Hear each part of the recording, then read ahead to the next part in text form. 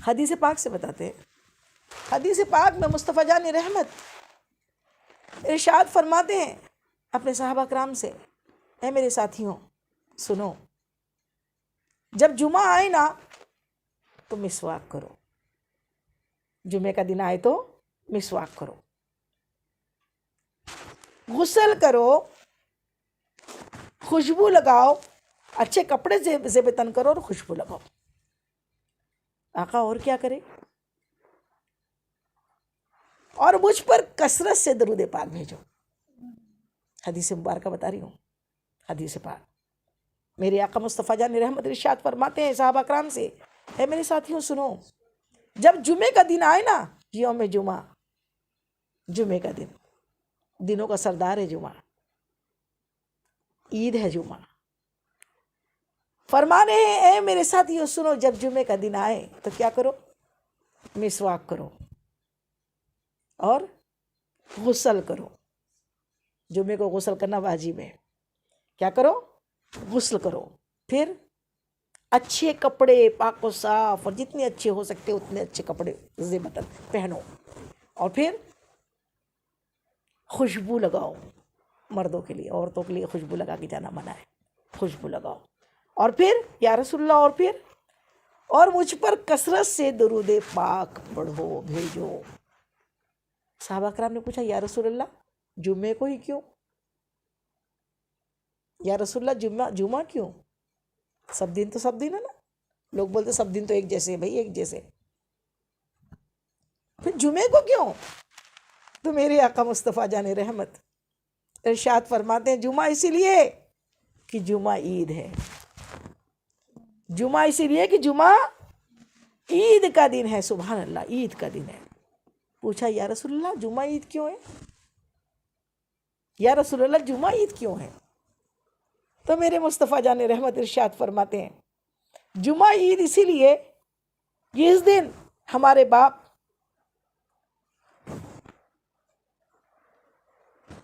آدم علیہ السلام کی تخلیق ہوئی تھی.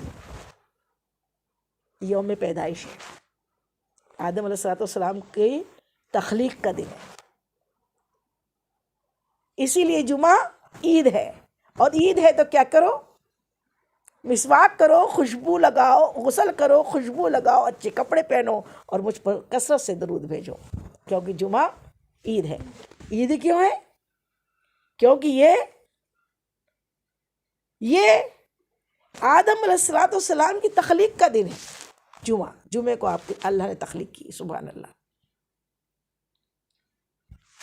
اب غور و تفکر کا مقام ہے. پوائنٹ دے رہی ہوں، غور کرنے کی بات ہے. آدم علیہ السلام کون؟ اللہ کے نبی. اللہ کے نبی نا. اور نبی ہے، محبوب نہیں. خلیفہ ہے اللہ کے. اللہ کے محبوب نہیں بتایا اللہ نے، یہ میرا محبوب ہے. اللہ کے نبی آدم علیہ السلام کی پیدائش کے یوم ولادت کو یعنی یوم تخلیق کو آقا نے عید قرار دیا. آقا نے تو جس دن مصطفیٰ جان رحمت کا میلاد ہوا، یوم پیدائش ہے، اس دن میلاد منانا، خوشی منانا گناہ ہے کیا؟ ابھی بہت غور و تفکر کی بات ہے. کیا ہوتا ہے نا، کہتے ہیں حضور پاک نے منایا تھا کہ برتھ ڈے. عقل کے اندھے جو ہے نا، ابلیس کے ہمسفر، وہ کہتے ہیں بھائی بتاؤ حضور پاک نے کبھی اپنا میلاد منایا؟ اور صحابہ کرام نے میلاد منایا؟ تو میلاد منانا کس کو بولتے ہیں؟ ایک بات بتائیں، کوئی اپنا میلاد خود مناتا ہے کیا؟ آپ سب سے میرا سوال ہے، آپ سب کبھی اپنا برتھ ڈے خود سیلیبریٹ کرتے ہو کیا؟ جب سے ہوش آ جاتا ہے نا، عقل آ جاتی ہے، عمر ہو جاتی ہے نا، بالغ ہو جاتے ہیں نا، تو پھر کوئی یہ نہیں بولتا میرا برتھ ڈے سیلیبریشن کرو، برتھ ڈے مناؤ، ممی میرا برتھ ڈے مناؤ، پاپا میرا برتھ ڈے مناؤ. بچہ بڑا ہونے کے بعد نہیں بولتا، بس پتے پہ رہتا ہے کب منا رہے ہیں کہ نہیں منا رہے ہیں. وش کون کرتا ہے پہلے؟ آپ خود اپنے دل میں یہ سوال جو میں کر رہی ہوں اس کا آنسر ڈھونڈو کہ جب آپ سب میں سے جن کا بھی برتھ ڈے جب آتا ہے تو دل میں کیا ہوتی ہے خواہش؟ رات سے ایک دن پہلے سے ہی معلوم ہو جاتا ہے کل ہمارا برتھ ڈے ہے، تو کبھی بتاتے نہیں کسی کو کہ میرا برتھ ڈے ہے، لیکن کان منتظر ہوتے ہیں کہ گھر والوں میں سے کس کو یاد ہے، کون وش کرتا ہے۔ ہاں چھوٹے بچے جو ہوتے ہیں نا، جن کو بھی عقل نہیں ہوتی، وہ پہلے سے کسی کا بھی برتھ ڈے رہتا تو خود کا بنا لیتے ہو، کسی کا بھی رہا تو میرا ہیپی برتھ ڈے بولتے، کیونکہ بھولے بھالے ہوتے ہیں، ان کو عقل ہی نہیں ہوتی کہ کوئی لوگ ہنسیں گے ہم کو کہ خود کا سیلیبریشن منا رہے ہو، کیا بڑا کمال کر دیا آپ نے پیدا ہو کے۔ تو ہم جیسے ایرے گہرے جنہوں نے دنیا میں آ کے کوئی کمال نہیں کیا ہے، وہ برتھ ڈے منانے کے منتظر ہوتے ہیں۔ چلو سیلیبریشن نہیں لیکن وش سننے کے منتظر ہوتے ہیں۔ تو جو با کمال ہے جتنا ایسا کسی نے کمال ہی نہیں کیا جو میرے مصطفیٰ جان رحمت کے کمال ہے، وہ کمال حسن حضور ہے کہ آپ کے جیسا تو اللہ نے کسی کو بنایا ہی نہیں۔ پھر آپ کیا اپنے منہ سے کہتے ہیں میرا برتھ ڈے مناؤ، اور جبکہ آپ ایسے وقت میں دنیا میں تشریف لائے کہ جب دور دور تک اندھیارا ہی اندھیارا تھا، کفر و شرک تھا، اس قدر تکلیفوں والی زندگی آپ نے خود پسند کی، آپ نے خود چاہا کہ اے اللہ مجھے تو ایک دن کھانا کھلا اور ایک دن بھوکا رکھ، کہ وہ ٹوٹا بوریا جس کا بچھونا تھا وہ میرے مصطفیٰ جان رحمت کا کی لا جواب میرے آقا کا کوئی جواب نہیں، ہاتھ کا تکیا خاک کا بستر میرے نبی کا تھا اکثر، میرے نبی کو بھوک لگے تو پیٹ پہ باندھے پتھر، ان کا تکیا لاجواب، ان کا بچھونا لاجواب، ان کا کھانا لاجواب، لاجواب لاجواب لاجواب لاجواب، میرے آقا کا کوئی جواب نہیں، میرے آقا کا کوئی جواب نہیں۔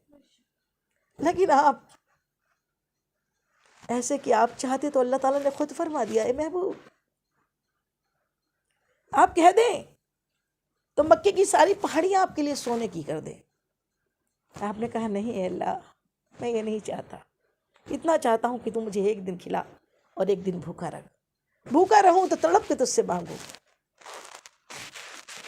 یا رب العالمین، ایسے پیارے حبیب کا امتی تو نے ہمیں بنایا، تو کیا آپ چاہتے، آپ کہتے کہ میرا برتھ ڈے مناؤ، میرا میلاد مناؤ، اور آپ کے صحابہ کرام، وہ صحابہ کرام سبحان اللہ، قربان جائے آپ کے صحابہ کرام پر، کہ وہ حضرت ابو بکر صدیق رضی اللہ تعالیٰ عنہ اپنے گھر کے رئیس تھے، فاروق اعظم عمر بن خطاب اپنے گھر کے رئیس تھے، حضرت عثمان غنی اپنے گھر کے مالدار تھے، میرے حضرت علی کرم اللہ وجہ، اور آپ اتنے صحابہ کرام ہوئے الحمدللہ، اپنی جانیں آپ کی محبت میں قربان کر دی۔